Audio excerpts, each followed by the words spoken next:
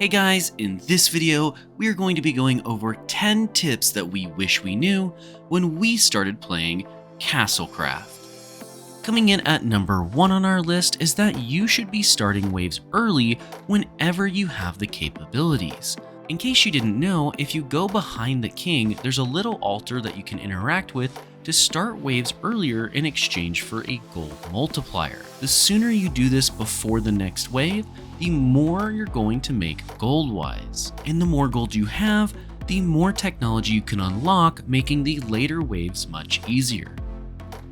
Next up on our list is that you don't need to invest in any defenses for the first 2 waves, as you should be focusing more on your economy and can easily defend against these initial hordes of enemies by simply running at them with your sword and shield.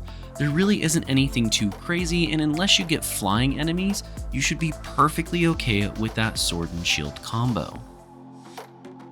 For our third slot, we highly recommend that you focus on your economy buildings and max them out to a max cap of 5 workers per type of economy building. You see, when you place down each different type of economy building, you'll notice that there are 5 maximum workers that can be placed. You'll know you've reached this cap as it says that you've reached the max minion count for that type of economy building. Once you reach that, there is no more benefit to placing it, so you've now reached the cap and want to focus on something else. Fourth on the list is that you should expand early and often. This gives you room to build your economy buildings closer to the resources that your workers will need to gather rather than further away in order to increase your efficiency. This is because the workers don't have to travel as far and therefore can spend more time gathering resources rather than simply walking to their destination.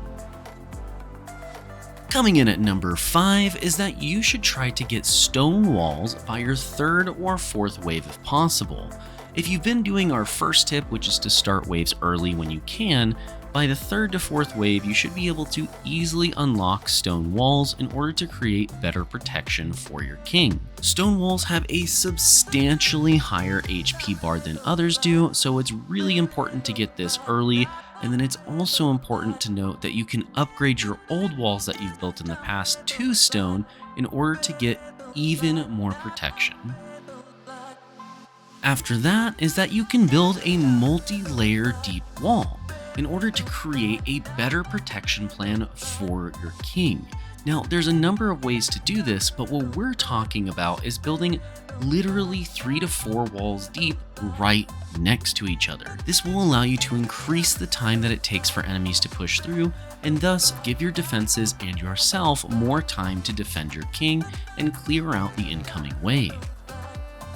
Next is that you really shouldn't be worrying about losing your life, as there is no penalty for dying in this game. Your main goal is simply to deal as much damage as you possibly can, so don't be afraid to run straight into the melee and go crazy trying to kill as many enemies as possible, especially since the death timer is only a few seconds. Alrighty, we're getting close to the end now with number 8, which is that Meteor magic is incredibly powerful, so you should try to get it relatively early, even if you don't level it up that much. This is because meteors hit an area of effect, and they also do extremely high damage per meteor that hits something. You could drop this on a giant siege tower or maybe a catapult and completely wipe them out with just the base level of this spell. It's important to note that there's also no range limit for this spell, so feel free to use this from the very beginning of spawning in, then going to die very quickly so you can regenerate your mana too. Coming in at number 9 is to make sure that you unlock the tile in the economy section that prevents your allies from crossing certain borders. This will allow things like your builders to grow a little bit of a brain and not run into their own traps that they built. It may seem silly, but this can save you a ton of food for your economy, as well as save you a ton of time when it comes to doing things like building or letting your workers get in and out of your base safely. And finally, coming in at number 10 is that you need to make sure that you always unlock Thumpers by wave 6 or 7. This is simply because of the fact that miners can easily slip past your defenses, and while they're not individually that strong, they can be something that you very easily miss and lose the run to simply because you weren't paying attention.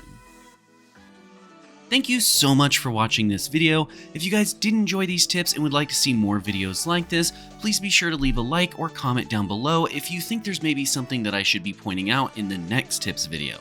Either way, I'm Game Advisor, and I'll see you in the next one.